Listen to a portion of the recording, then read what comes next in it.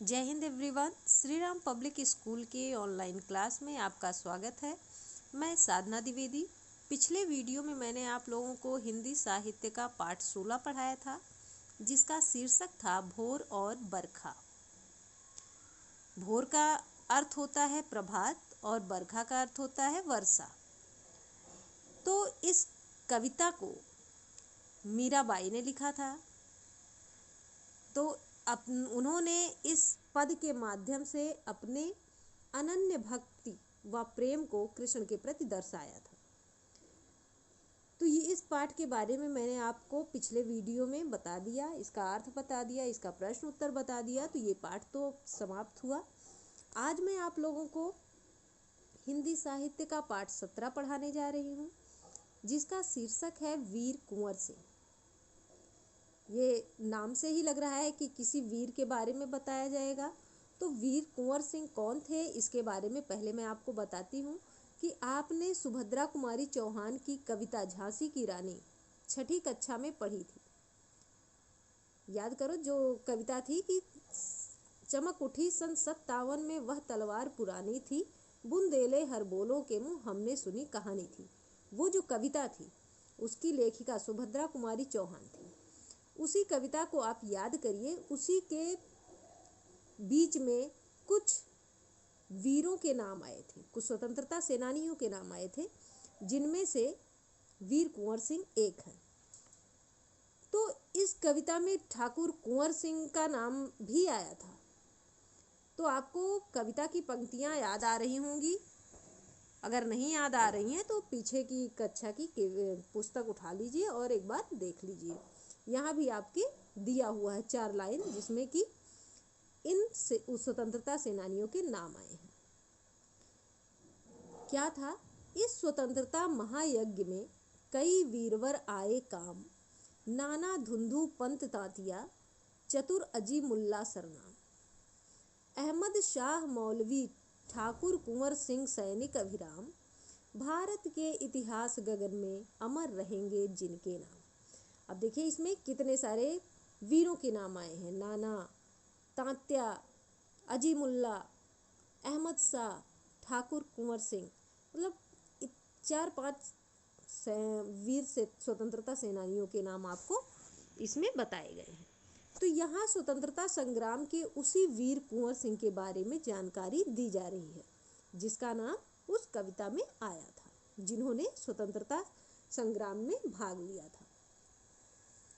सन 1857 के व्यापक सशस्त्र विद्रोह ने भारत में ब्रिटिश शासन की जड़ों को हिला दिया। ये जो विद्रोह है ये उस समय का है जिस समय अंग्रेज आके भारत में अपना शासन जमाए हुए थे। तो ये सन 1857 की बात है। उस समय ब्रिटिश शासन थी उसकी जड़ों को हिलाने का काम इन स्वतंत्रता सेनानियों ने की थी। भारत में ब्रिटिश शासन ने जिस दमन नीति को आरंभ किया उसके विरुद्ध विद्रोह शुरू हो गया था। भारत में ब्रिटिश शासन ने जिस दमन मतलब जिसका अंत करना चाहा था, जिस तरीके से वो उस नीति को अपना रहे थे कि भारत में किस तरीके से भारत का दमन हो जाए, भारत का विनाश हो जाए, भारत के लोगों का,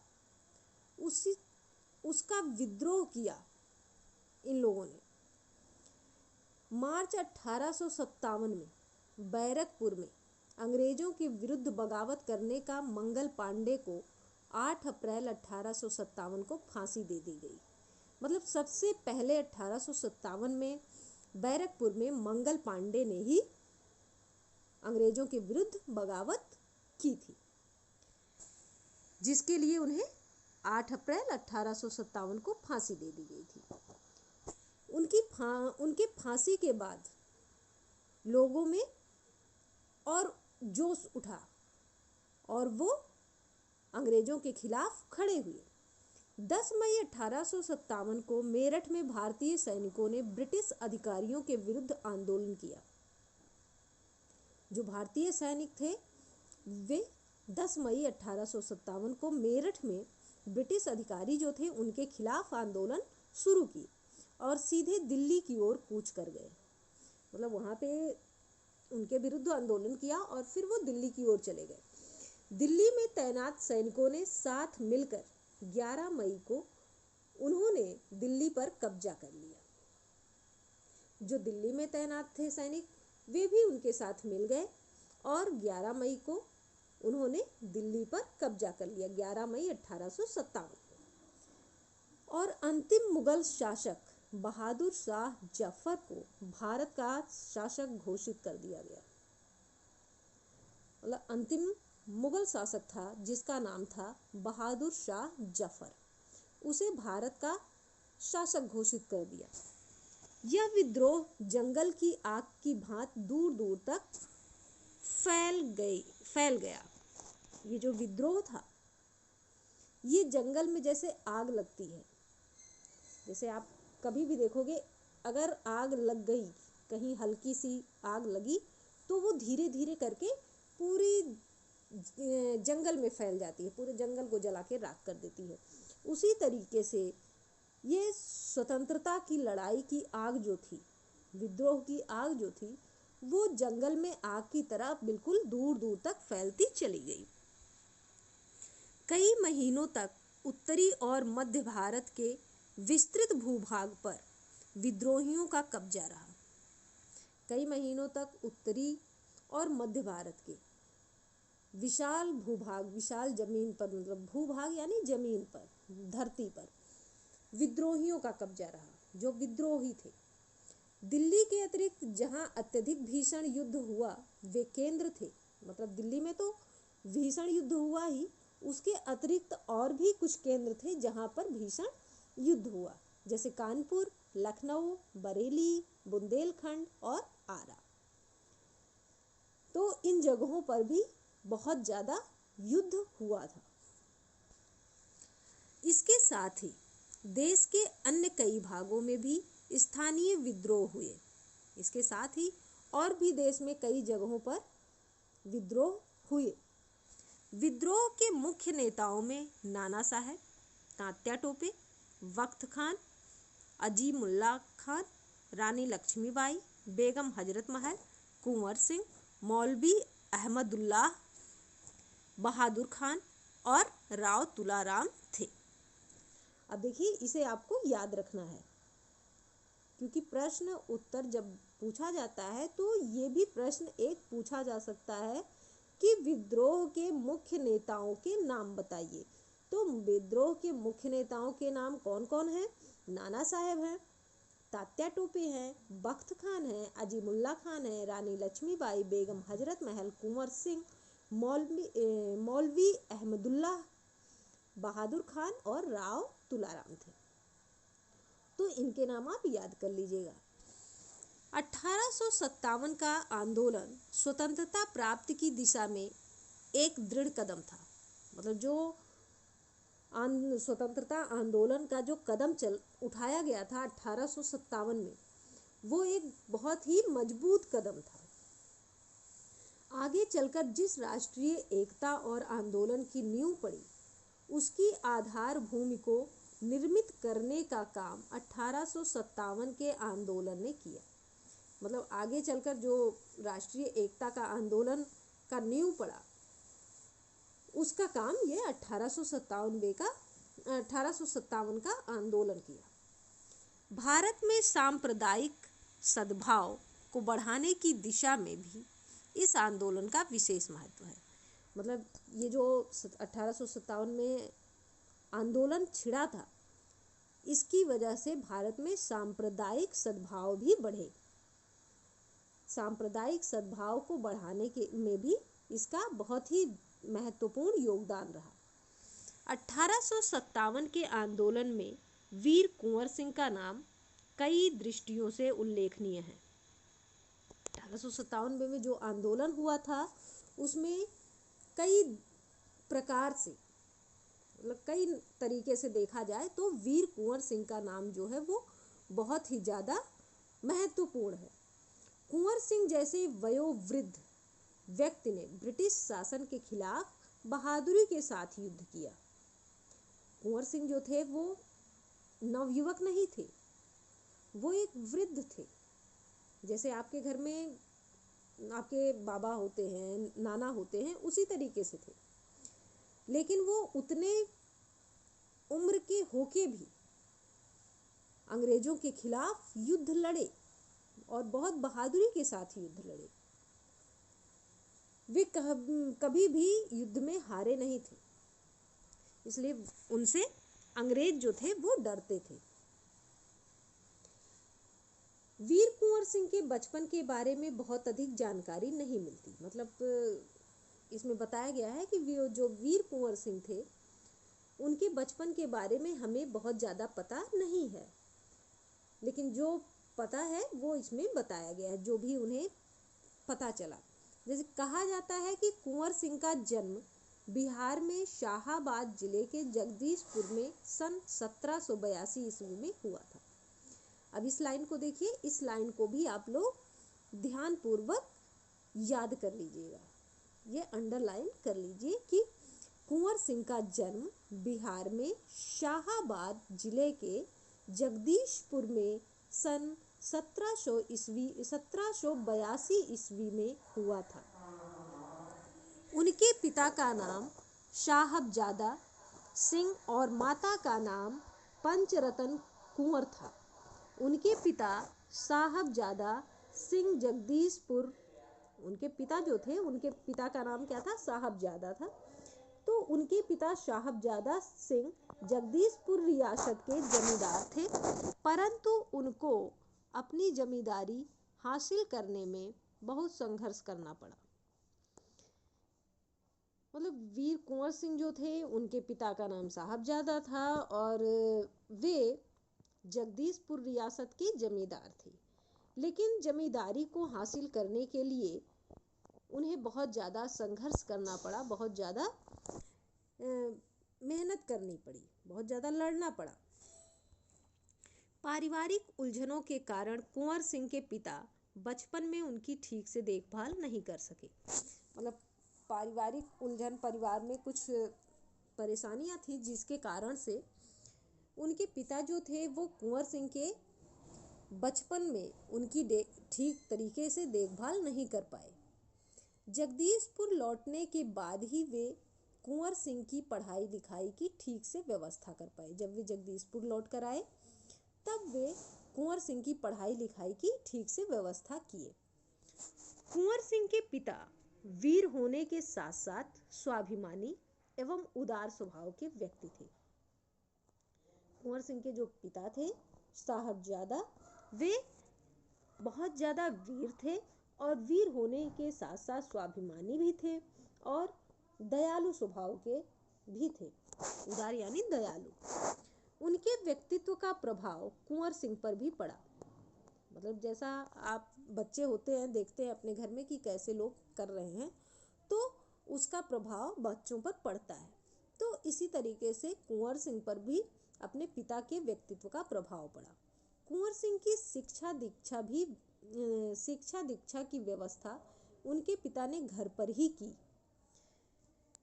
कुंवर सिंह की जो शिक्षा दीक्षा होती थी वो उनके घर पर ही होती थी। उनके पिता ने उनके शिक्षा दीक्षा की व्यवस्था जो थी वो उनके घर पर ही कर दी थी। वहीं उन्होंने हिंदी, संस्कृत और फारसी सीखी। मतलब घर पर ही उन्होंने हिंदी सीखी, संस्कृत सीखी और फारसी सीखी। परंतु पढ़ने लिखने से अधिक उनका मन घुड़सवारी, तलवारबाजी और कुश्ती लड़ने में लगता था।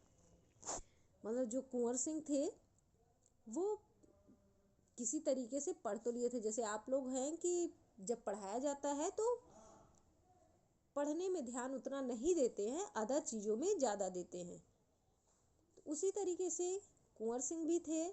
तो पढ़ने को तो उन्होंने पढ़ लिया, हिंदी सीख लिया, संस्कृत सीख लिया और फारसी सीख लिया, लेकिन पढ़ने लिखने में उनका ज़्यादा मन नहीं लगता था। उनका मन घुड़सवारी करने में, तलवारबाजी करने में और कुश्ती लड़ने में ज़्यादा लगता था।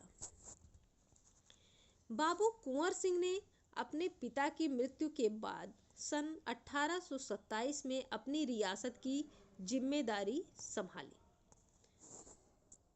बाबू कुंवर सिंह जो थे उनके पिता की मृत्यु हो गई और तब वो क्या किए कि 1827 में अपनी रियासत यानी जो उनकी जमींदारी थी उसको उन्होंने संभाली, उसकी जिम्मेदारी को उन्होंने संभाला। उन दिनों ब्रिटिश हुकूमत का अत्याचार चरम सीमा पर था। उस समय क्या था कि जो अंग्रेज थे, ब्रिटिश लोग थे, वे बहुत ज़्यादा लोगों पर अत्याचार कर रहे थे, उसकी कोई सीमा ही नहीं थी। इससे लोगों में ब्रिटिश हुकूमत के खिलाफ भयंकर असंतोष उत्पन्न हो रहा था। अब किसी पर आप अत्याचार करोगे तो धीरे धीरे वो क्या होगा, कितना अत्याचार सहेगा, कुछ सीमा होती है अत्याचार सहने की। तो अगर आप उस पर ज़बरदस्ती अत्याचार करते रहोगे तो एक दिन वो खुद ब खुद अपने आप वो विद्रोह कर उठेगा। तो इसी तरीके से भारत वालों का था कि जब ब्रिटिश हुकूमत अत्याचार करने लगी तो वे भी उसके खिलाफ विद्रोह करने के लिए मजबूर हो गए। कृषि उद्योग और व्यापार का तो बहुत ही बुरा हाल था। कृषि का, उद्योग का और व्यापार का तो बहुत ही बुरा हाल हो गया था, क्योंकि अंग्रेज जो थे वो केवल अपना ही भला चाहते थे, हमारे भारत देश का भला थोड़ी करने आए थे। तो यहाँ से जो भी होता था वो कम दाम पर लेते थे और फिर फिर वो उसे ज़्यादा दाम पे, दुगने दाम पर बेचते थे। तो इस तरीके से यहाँ पे ना तो कृषि का व्यवसाय चलता था, ना उद्योग चल पाता था कोई, ना व्यापार चल पाता था। तो सब बहुत ही खराब स्थिति थी। रजवाड़ों के दरबार भी समाप्त हो गए थे और जो राजा लोग थे उनके दरबार भी समाप्त हो गए थे। राजा का कुछ चलता ही नहीं था। जो अंग्रेज थे वो राजा माने कुछ समझते ही नहीं थे। राजा जो थे वो उन्हीं के वही राजा होते थे जो उनके अधीन रहते थे, जो उनकी बात माने, और अगर उनका खिलाफत किया तो वो राजा नहीं रह जाते थे। भारतीयों को अपने ही देश में महत्वपूर्ण और ऊंची नौकरियों से वंचित कर दिया गया था। मतलब जो भी भारतीय थे उन्हें कोई भी ऊंचा पद नहीं दिया जाता था, वे केवल अंग्रेज ही लेते थे। तो आज बस इतना ही। आगे का मैं आपको आगे के वीडियो में पढ़ाऊंगी, अगले वीडियो में। तो आप लोग इस पाठ को ध्यानपूर्वक पढ़ लीजिएगा और इस वीडियो को ध्यानपूर्वक देख लीजिएगा और सुन लीजिएगा। अब इस पाठ से संबंधित कुछ प्रश्न हैं, इसे आप अपने उत्तर पुस्तिका में लिख लीजिएगा। सबसे पहला प्रश्न है, इस पाठ में सबसे पहले किस स्वतंत्रता सेनानी के बारे में बताया गया है? तो जिसके बारे में बताया गया है आप उसको लिख लीजिएगा। दूसरा प्रश्न है, किस सन में सर्वप्रथम ब्रिटिश शासन के खिलाफ विद्रोह किया गया? इसे बताना है। सर्वप्रथम अंग्रेजों के विरुद्ध बगावत किसने और कहाँ की? ये तीसरा प्रश्न है। चौथा प्रश्न है, मेरठ में भारतीय सैनिकों ने ब्रिटिश अधिकारियों के विरुद्ध आंदोलन कब किया? फिर पांचवा प्रश्न है, 11 मई 1857 को भारतीय सैनिकों ने किस पर कब्जा कर लिया? फिर है छठा प्रश्न, वीर कुंवर सिंह का जन्म कब और कहाँ हुआ था? ये 6 प्रश्न हैं आपके। इन 6 प्रश्नों के उत्तर आप अपने उत्तर पुस्तिका में लिख लीजिएगा और याद कर लीजिएगा। जैसे सबसे पहले है वीरवर। वीरवर यानी श्रेष्ठ वीर, स्वाभिमानी, जिसको अपने ऊपर अभिमान हो। अभिराम, अभिराम मीन्स सुंदर। ब्रिटिश हुकूमत, अंग्रेजी सरकार। गगन, आकाश। चरम सीमा, अंतिम सीमा। अमर, जो कभी ना मरे। सशस्त्र, शस्त्र के साथ। रजवाड़े, छोटी छोटी रियासत। कूच कर गए, चल दिए। विस्तृत भूभाग, पृथ्वी का बहुत बड़ा हिस्सा। देशव्यापी, देश में फैली। वयोवृद्ध, आयु से बूढ़े। गुप्त ढंग, छिपे रूप से। क्रय विक्रय, खरीदना बेचना। एकत्र, इकट्ठा। विख्यात, प्रसिद्ध। जय घोष, जय का नारा। मुक्ति वाहिनी, मुक्ति रूपी नाव, परास्त, हारना, संचालक, चलाने वाले, कीर्ति, यश, रणनीति, युद्ध नीति, निकट, समीप। तो ये इस पाठ में आए कठिन शब्द हैं और उनके अर्थ हैं। इन्हें आप अपनी उत्तर पुस्तिका में लिख लीजिएगा और याद भी कर लीजिएगा। धन्यवाद।